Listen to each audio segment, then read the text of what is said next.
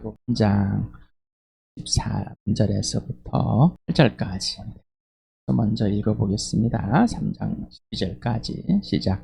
나 형제 자매 여러분, 여러분은 선생이 되려고 하는 사람이 많아서는 안 됩니다.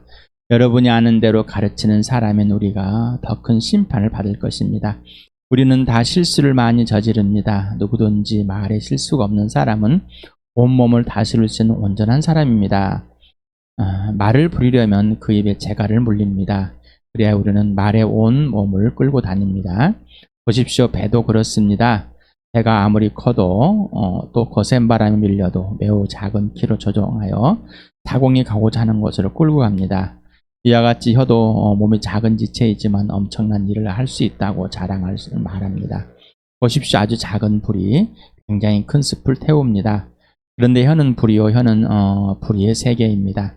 혀는 우리의 몸의 한 지체이지만 온몸을 더럽히며 인생의 수레바퀴에 불을 지르고 결국에는 혀도 개나의 불에 타버립니다.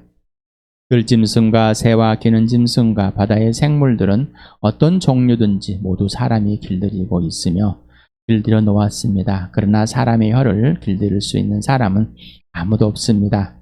혀는 걷잡을 수 없는 악이며 죽음에 이르게 하는 독으로 가득 차 있습니다. 우리는 이 혀로 주님이신 아버지를 찬양하기도 하고 또 이 혀로 하나님의 형상대로 지음을 받은 사람을 저주하기도 합니다. 또 같은 입에서 찬양도 나오고 저주도 나옵니다. 나의 형제자매 여러분, 이렇게 해서는 안 됩니다. 샘이 한 구멍에서 단물과 쓴물을 낼 수 있겠습니까? 나의 형제자매 여러분, 무화과 나무가 올리브 열매를 맺거나 포도나무가 무화과 열매를 맺을 수 있겠습니까? 마찬가지로 짠 샘은 단물을 낼 수 없습니다. 13절에 18절까지 읽겠습니다. 시작. 여러분 가운데서 지혜 있고 이력이 있는 사람이 누구입니까? 그러한 사람은 착한 행동을 하여 그 행실을 나타내 보이십시오. 그 일은 지혜에서 오는 온유함으로 행하는 것이 할 것입니다. 여러분의 마음속에 지독한 시기심과 경쟁심이 있으면 자랑하지 말고 진리를 거슬러 속이지 마십시오.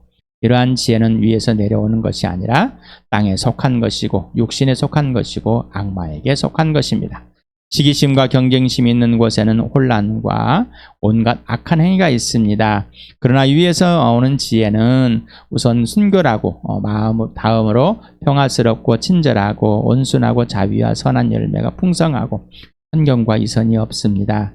정의 열매는 평화를 이루는 사람들이 평화를 위하여 그 씨를 뿌려서 거두어들은 열매입니다.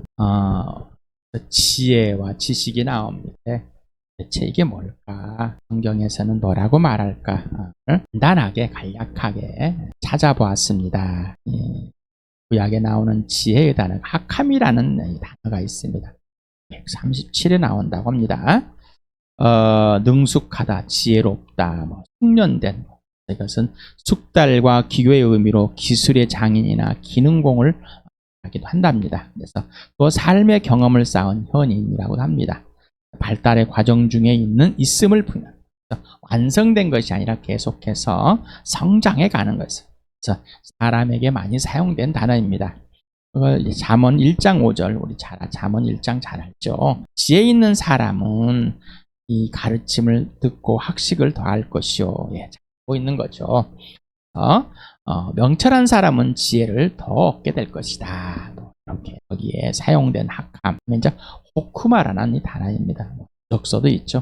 호쿠마 주석이라는.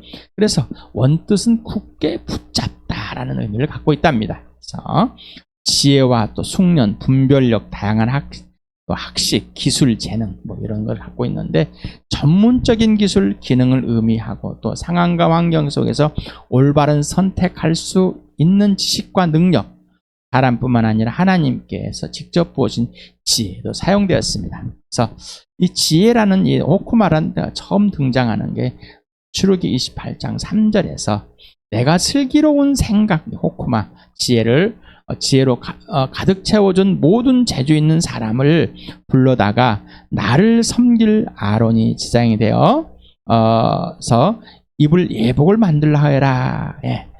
그러니까 단순히 사람이 숙련된 것이 아니라 하나님께서 알려주시고 그 지혜에게 충만케 해서 대제사장의 예복을 지을 수 있도록 해주셨답니다. 그래서 그 사람에게 만들어 합니다. 예.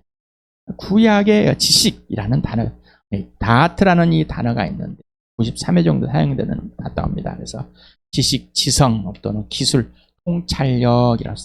또 하나는 비나라는 이 단어가 있습니다. 이해력이고 통찰력이고 명철, 슬기로 해서 한 38회 정도 사용되었다.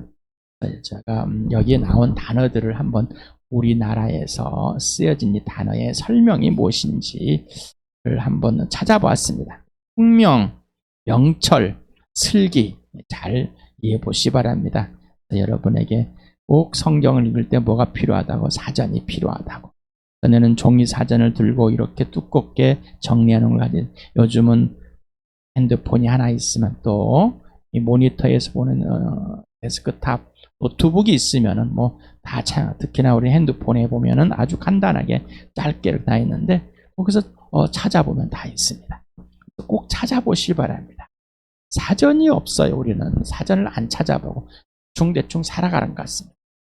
지난번에 언어라는 건 서로가 약속된 겁니다. 언어는 그렇죠. 사회적인, 문화적인, 정치적인 이런 전혀 아울러서 만들어진 단어입니다만 서로가 통용되기 위해서 정의가 이렇게 만들어져 있습니다. 그래서 총명, 보거나 들은 것을 오래 기억하고 있는 사람은 총명하다라는 겁니다. 그래서 총명을 잃으면 어떻게 돼요?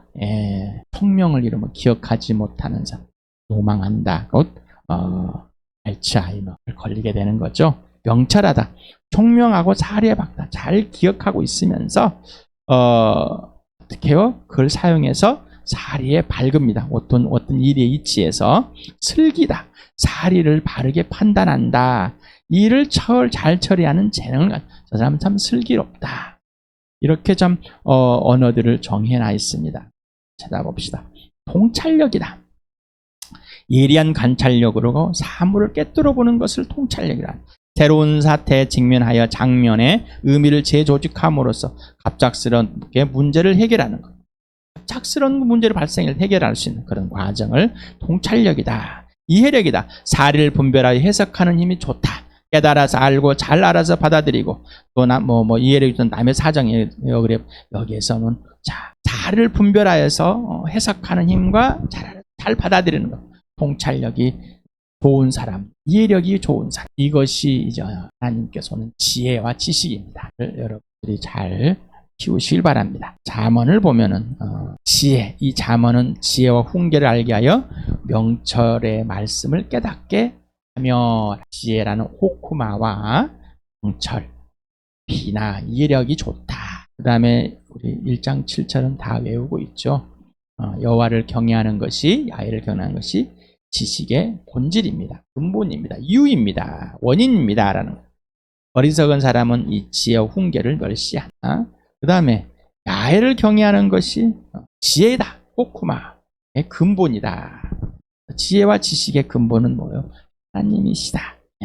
하나님을 경외하지 않고 두려워하지 않고 굴복하지 않고 순종하지 않고 존경하지 않는다면은 지혜는 없다라는 겁니다. 또 오용되고 남용됩니다. 거룩하신 이를 아는 것이 슬기다. 비나 이 단어들이 이렇게 사용되어 있습니다. 그러면 신약에서는 어떻게 사용되었는지. 지혜 분별 예제 소피아. 소피아는 헬라어에서 또 라틴어에 안경.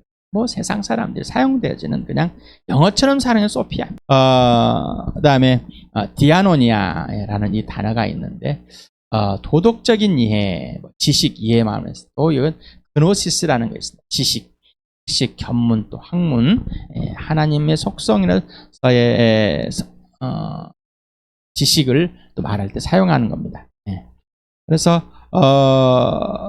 이 소피아는 지혜, 그 다음에 그노시스는 지식. 그래서 골로새 2장 3절을 보면은 그리스도 안에는 모든 지혜와 지식의 보화가 감추어져 있다. 읽어볼까요? 소피아나 그노시스는 말고요. 시작. 그리스도 안에는 모든 지혜와 지식의 보화가 감추어져 있다. 에베소서 1장 17절을 또 같이 읽어볼까요? 시작. 우리 주 예수 그리스도의 하나님이신 영광의 아버지께서 지혜와 계시형을 여러분에게 주셔서 하나님을 알게 하시고, 성령님이 누구신지를 이렇게 또 차례 말씀을 드려 또 이번 주일에 지난주 이번 주일에 성령님의 성령의 삶에 대해서 하면서 성령님이 누구신지를 여러분에게 소개하고 있습니다. 그래서 하나님의 영이 지혜와 계시영이라고 성령을 말합니다. 지혜와 계시영, 지혜 자체이고 계시 자체다. 그래서 하나님을 알 수 있는 것은 지혜와 계시영이다. 예수 그리스도는 지혜와 계시가 하나님의 지혜와 계시가 그냥 그대로 존재한다. 숨어서 있어가지고 별개로 있는 것이 아니라 그냥 지혜와 계시, 지혜와 지식이다 이렇게 말하고 있습니다. 또 이 누가복음을 보면 이렇게 있습니다. 같이 읽어볼까요? 시작. 그러므로 하나님의 지혜도 말하기를 내가 예언자들과 사도들을 그들에게 보내겠는데 그들은 그 가운데서 더러는 죽이고 더러는 박해할 것이다 하였다. 그래서 지혜와 계시형을 그래서 또 성령 자체를 또 말하고 있습니다. 하나님의 지혜가 말한다라고. 그래서 또 계시록 7장 12절을 같이 읽어보자. 시작. 아멘. 찬송과 영광과 지혜와 감사와 존귀와 권능과 힘이 우리 하나님께 영원무궁하도록 있습니다. 아멘 하고 말하였다. 자, 그냥 하나님 자체가 찬송이고 영광이고 지혜고 감사와 존귀고 권능이고 힘이고 그냥 하나님 존재 자체가 그렇습니다. 로마서는 또 이렇게 바울은 이렇게 표현하고 있어요. 같이 읽어볼까요? 시작. 하나님의 부유하심은 어찌 그리 크십니까? 하나님의 지혜와 지식은 어찌 그리 깊고 깊으십니까? 그 어느 누가 하나님의 판단을 헤아려 알 수 있으며 그 어느 누가 하나님의 길을 더듬어 찾아낼 수 있겠습니까? 하나님 자체가 지혜이고 지식. 하나님을 알고자 하는데 누가 그렇게 알 수 있냐? 누가? 그래서 야고보서 할 때 눈앞에 있는 시련이 다가왔을 때 말라시키 인내력을 나를 분별력 감시 더 성숙한 사람으로 만들어내. 그러니자 이게 무엇인지 이 시련이 하나님과의 관계에서 오는데 하나님의 계획과 하나님의 뜻이 무엇인지를 알지 못하기 때문에 하나님께 구하라. 뭐가 부족하거든 지혜가. 이 시련을 이해하고 통찰하고 바라볼 수 있는 것이 무엇인지 알 수가 없다면, 다시 말하면 세상의 가치관, 하나님의 가치관, 하나님의 입장에서 알 수 없다면 구하라 이런 상황이 무엇입니까? 지금 이게 내 사람 앞에 있는 사람을 어떻게 대하겠습니까? 지금 이렇게 있는 교회의 이 상황에 대해서 어떻게 보시겠습니까? 하나님 알려주십시오. 그러지 않는다면 우리는 내 중심 속으로 빠져버립니다. 내 상처 속으로 빠지고 내가 원하지 않는 내 분노 속으로 빠집니다. 구약과 신약에서 모두 지혜와 지식은 하나님의 속성임을 선포합니다. 삼위 하나님은 지혜와 지식 자체이시며 지혜와 지식의 근본이십니다. 시가서라고 합니다. 지혜서라고도 하는데 욥기, 시편, 잠언, 전도서를 말하고 있습니다. 그래서 이 성경을 오해하면은 하나님보다 사람의 지혜와 지식에 초점을 두기 십상입니다. 따라서 야고보서도 지혜서처럼 사람의 행위에 초점을 두게 되는 경우가 많습니다. 우리 야고보서 하는데 오해하지 맙시다라고 시작을 했습니다. 하나님의 지혜와 지식의 완성은 예수 그리스도의 죽으심과 부활입니다. 그렇습니까? 하나님의 지혜와 지식의 완성은 예수 그리스도의 죽으심과 부활입니다.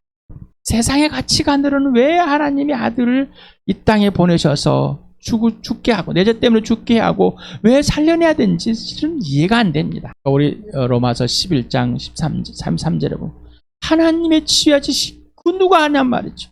어떻게 이해할 수 있냔 말이에요. 그래서 하나님의 지혜와 지식의 완성은 예수 그리스도의 부활과 십자가입니다. 그래서 인생의 목적이 오직 예수, 인생의 목표가 부활과 십자가. 이거를 놓쳐버리면 아무것도 아닙니다. 그냥 종교일 뿐이에요. 그래서 교리나 정보에 머무르는 것이 아니라 예수 그리스도와 전인격적으로 직접 개인적 실제적 지속적인 1대1로 관계와 질서야만 합니다. 이것만이 전부가 되는 겁니다. 여러분에게 사귐이라는 것은 서로 말하고 다투고 먹고 마시고 이게 사귐이 아니에요. 관계와 질서, 1대1의 인격적인 예수 그리스도와의 1대1의 관계와 질서. 그래서 그 관계와 질서가 개인적이어야 되고 실제적이고 지속적이어야 됩니다. 네. 그래서 나머지 인생은 삼위 하나님을 전인격적으로 아는 겁니다. 인생의 목표가 하나님을 아는 것입니다. 라고 하는 분들도 있습니다. 전인적인 관계와 질서에서만 사랑, 신뢰, 순종으로 표현이 됩니다. 만약에 사랑과 신뢰와 순종으로 표현되지 않는다면 하나님의 지혜와 지식을 모르는 겁니다. 다시 말하면 예수 그리스도의 부활과 십자가가 인생의 전부가 되지 않는 것. 다시 말하면 예수가 전부가 되지 않는 겁니다.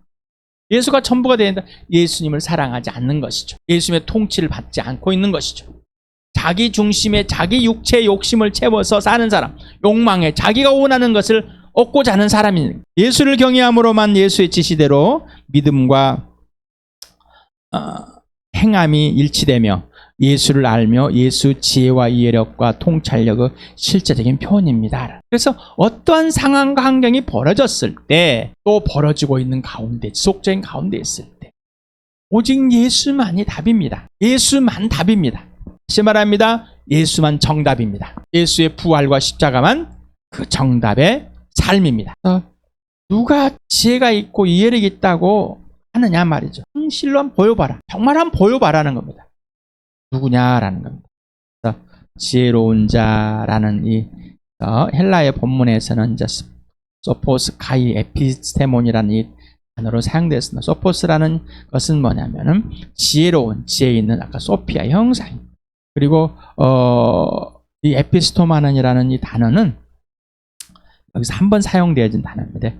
유식한, 이해력 있는, 지식을 갖춘, 통찰력을 가진 뭐 이런 정말로 니네들이 누가 했다면은, 그런다면은, 선생인 당신이 또 여러분 교회 지체들이 그런다면은 정말로 보여봐라. 어떻게 예수가 지시하는 그대로 예수님과의 관계와 질서 속에서 그 예수를 말하고 예수를 표현하고 예수가 지시하는 그 삶을 진짜로 해봐라. 보여봐라. 이 땅에 예수 사신같이 사랑으로 살아봐라. 해봐라는 겁니다. 또 온유함이 지혜의 온유함으로 그래서 이 온유하다는 이 단어 프라테우스라는 것은 온순함, 얌전함 이런 뜻입니다. 그래서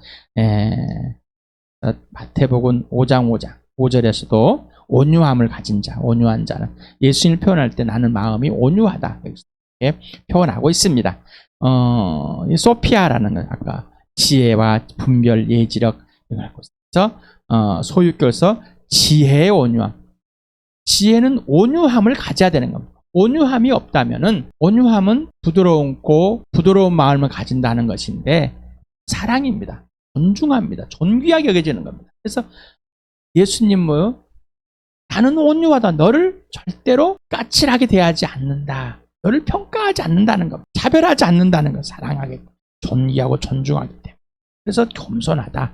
네, 나는 너를 품기로 갖고 대접하러 온 것이다.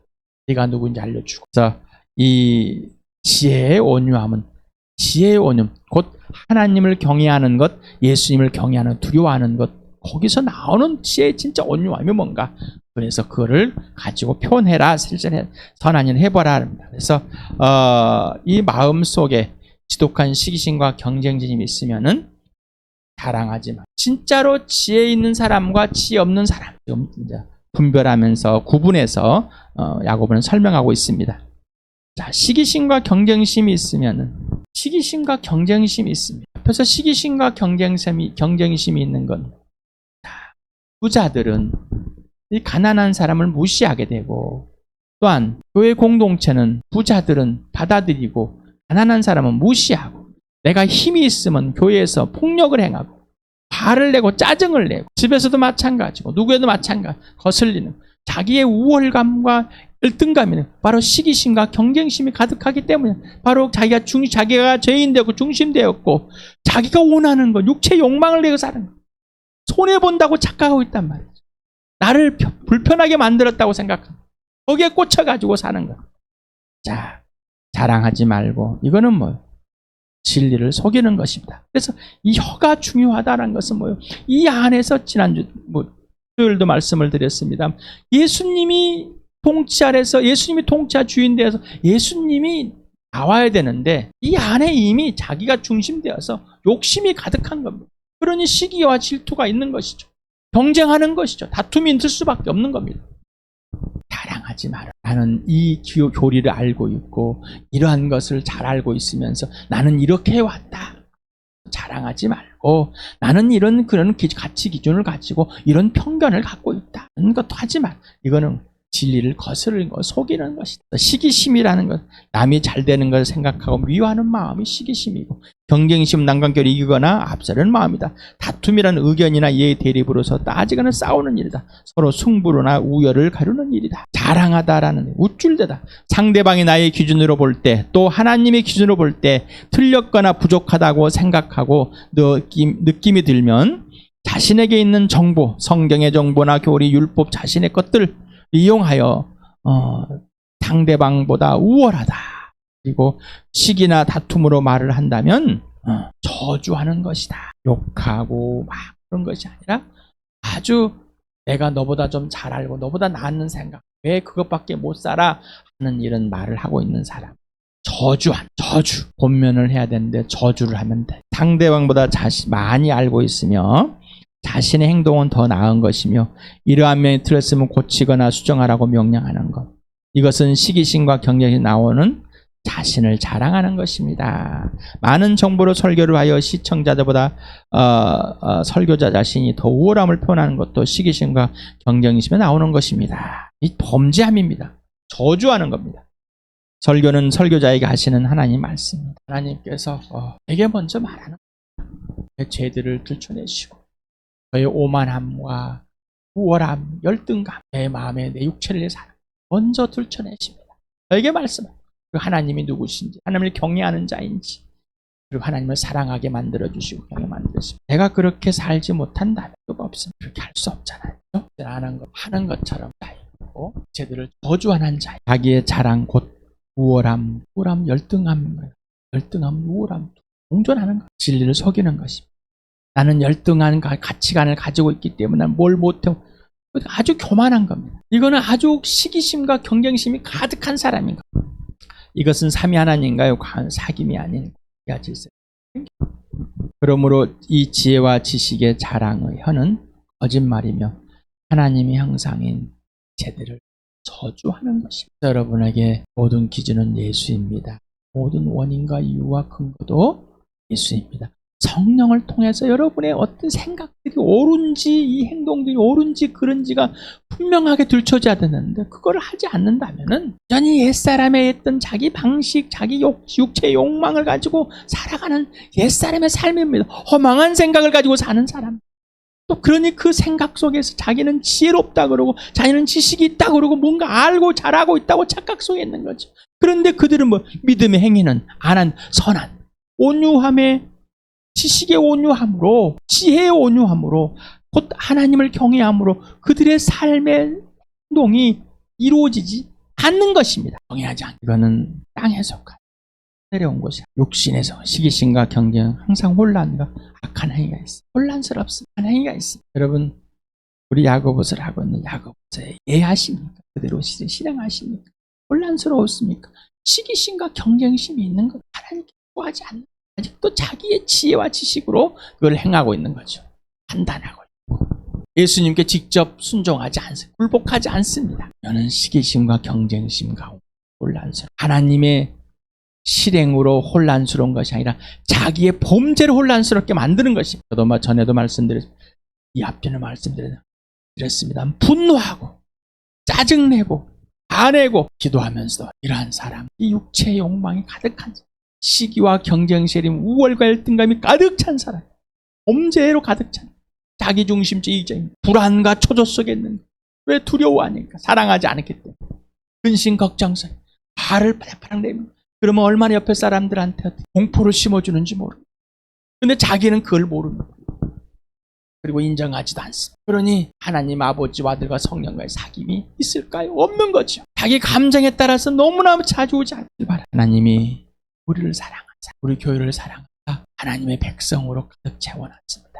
성령 교회당을 채운 게 아니라 주님 머리가 되시고 주인 되신 하나님의 백성을 상급 위에서 온 거는 오는 지혜는 우선 순결과 평화, 친절, 온순, 자비, 선한 열매, 풍성함 정의 열매는 평화를 이루는 사람들이 평화를 위하여 그 씨를 뿌려서 거두어들인 열매입니다. 공의, 정의는 평화를 실행하는 하나님의 공의 앞에 하나님의 정의 앞에 거룩 앞에 무릎을 꿇는 것 사랑. 그런데 다툼과 시기, 경쟁심이 아닌 평화, 조용히 있는 것이 오직 예수 그리스도의 부활과 십자가, 사랑함 좀 살아있습니다. 이거를 정리해보면 이렇습니다. 시기심과 경쟁심, 우월과 열등감 있는 것은 땅에 속한 것이다. 하늘에서 온 것이 아니라 땅에 속해서 땅에서 온 것이고 육신에서 온 것이고 마귀에서 온 것이다. 그러므로 땅에 속한 것이고 육신에 속한 것이고 마귀에 속한 것이다. 이 결과는 혼란과 온갖 악한 행위가 드러나는 것입니다. 하나님의 지혜와 지식의 실현, 위에서 오는 것은 순결과 평화와 친절과 원순과 자비와 선한 열매, 위선과 편견이 없습니다. 그래서 공의와 정의를 실행된 사랑으로, 그래서 평화의 실현을 위해서 이 평화를 위해 싸우는 것을 뿌려 예수의 살을 뜯어먹고 예수의 피를 마셔 되지 않는 겁니다. 이 땅에 없는 겁니다. 하늘의 것은 이 땅에 없는 겁니다. 스스로 하나님에 대한 그리고 자기 안의 믿음의 지혜와 지식을 소유하고 있다면 지혜의 온유로 그것을 선한 행위로 직접 보여보시길 바랍니다. 당신이 생각하는 실현은 무엇입니까? 사람입니까? 돈입니까? 명예, 건강, 위협, 핍박, 섬김, 대적, 뭐 이런 것들이 뭐 당신 앞에 있는 이 실현, 또 시험, 유혹, 이런 것들이 무엇입니까? 교회, 부부, 부모, 형제, 자매, 친구, 직장이어도 사람은 분명해야 됩니다. 자녀. 당신이 시련을 대하는 반응은 어떻습니까? 더할 나위 없이 기뻐하십니까? 아니면 두 마음을 품고 유혹을 당하고 욕심이 발생하고 상대방에게 충고하나 해결책을 먼저 보내고 화를 내고 차별하고 행함이 없이 말로만 너보다 많이 알고 있고 오랜 세월 예수를 믿음을 자랑하는가? 우울하고 피하고 평가하고 우월과 열등이 있고 불순종하고 미움이 있고 원망, 불평, 시기, 질투, 분쟁이 있고 다툼과 관계 질서 깨기, 무시하게 뭐 수없이 있는 것들이 있습니다. 성령에서 이거 사실을 알아야 되는데 피해버립니다. 오늘은 꼭 해결하시 바랍니다. 해결하자면 오늘을 또 먹지 말고 잠도 자지 마시고 해결해야 됩니다. 꼭 해결하시 바랍니다. 당신의 지혜와 지식은 하나님의 지혜와 지식입니까? 그 하나님의 지혜와 지식은 오직 예수이며 완성은 오직 예수의 부활과 십자가입니다. 오직 예수와 사귐 가운데서 예수 지시대로 생각하며 행하고 있습니까? 참 지혜와 참 지식으로 당신 안에 시기심과 경쟁심이 가득하고 그것을 실행하고 있음을, 바로 시기심과 경쟁심을 행하고 있음을 지금 발견했습니까? 그러면 지금까지 살아온 당신의 과거는 어떠했을까요? 구체적으로 언제 어디서 누구에게 무엇을 어떻게 왜 표현했는지 성령 하나님에 의해서 찾아보실, 그리고 그 문제들을 해결하실 바랍니다. 그 범죄들을 해결하실 바랍니다. 그리고 지금 시기심과 경쟁심 때문에 발생하고 있는 여러분의 이 욕심들이, 욕망들이 예수님과 관계 질서를, 사람의 하나님 형상과 모양대로 빚은 사람을 미워하고 있음을, 두려워하고 있음을, 무서워하고 있음을, 싫어하고 있음을 발견했을 때 이 범죄한 하나님과 사귐을 이미 깨져버려 지금 인지하고 직하고 해결 역사가 하나님의 지혜와 지식입니다. 하늘에서 내려오는 겁니다. 그게 없으면은 하나님의 열매, 성령 열매 맺어지지 않습니다. 시기심과 경쟁심 번제함입니다. 이것은 하나님의 형상과 모양대로 창조한 사람을 저주하는 것입니다. 시기심과 경쟁심은 분노로 표현됩니다. 우월과 열등감으로 표현됩니다. 우월과 열등감을 가진 사람은 분노합니다. 불신과 미움과 불순종으로 표현됩니다. 시기심과 경쟁심은 불순종합니다. 시기심과 경쟁심은 미워합니다. 하나님을 신뢰할 수가 없습니다. 값비싼 생명을 가지고 생명 없는 자처럼 삽니다. 아주 값싼 자신의 삶을 예수의 삶이 아닙니다. 예수가 살아주는 삶이 아닙니다. 다시 한번 봅시다. 시기심과 경쟁심, 우월과 열등은 땅에 속한 겁니다. 마귀에서 온 겁니다.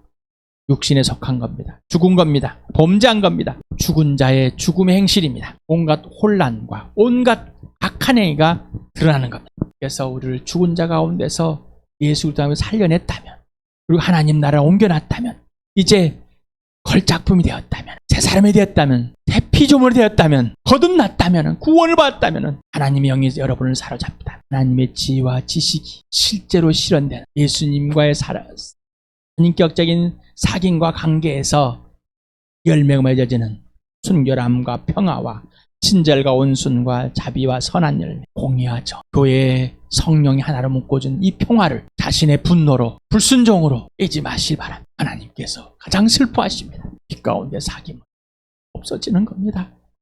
그러니 너희가 범죄함을 성령께서 알려줄 때 예수 빛 속에서 용서받은 사실을 알고 그 사랑 안에서 죄들을 인정하고 아버지께 빛 가운데 사겨라.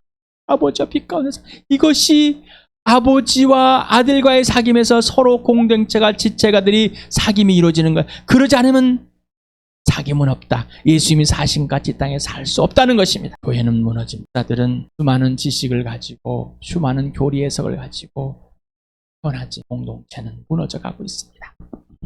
서로 싸우고 다투고 있습니다. 성경에 기록된 그대로 하고 있습니다. 그러나 하나님의 영이 오셔서 구원의 역사가 일어났을 때 사도들에게 몰두하고 사도들이 지시하는 그대로 성령이 지시하는 그대로 살았습니다.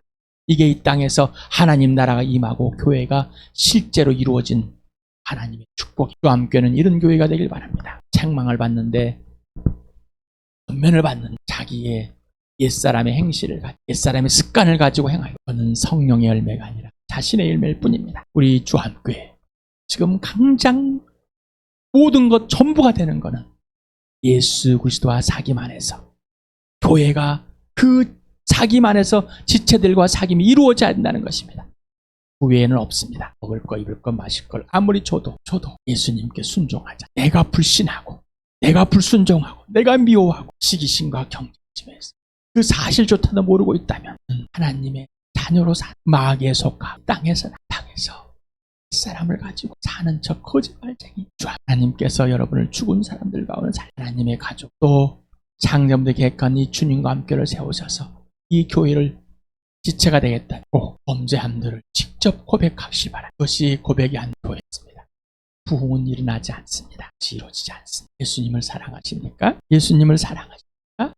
예수님이 전부이십니까? 그렇게 되지 않습니다. 당시부터 계획한 땅에서 존재 수도 있습니다. 하나님을 두려워하지 않는다면 땅에서는 범죄함을 하나님 그 일하심 하나님의 계획 전부를 하시길 바라고 주함교회를 통해서 꼭 하시고자 하는 것들이 있습니다. 그러려면 나부터 살아야 살지 않으면 썩어질 것 짐을 갖고 자기의 유익을 위해서 자기 욕심대로 합리화해서 살아갈 수밖에 없습니다. 하나님이 전부의 사랑에 잡혀 진짜 죽으셨다 부활하신 예수 그리스도를 사는 나와 여러분 축복합니다.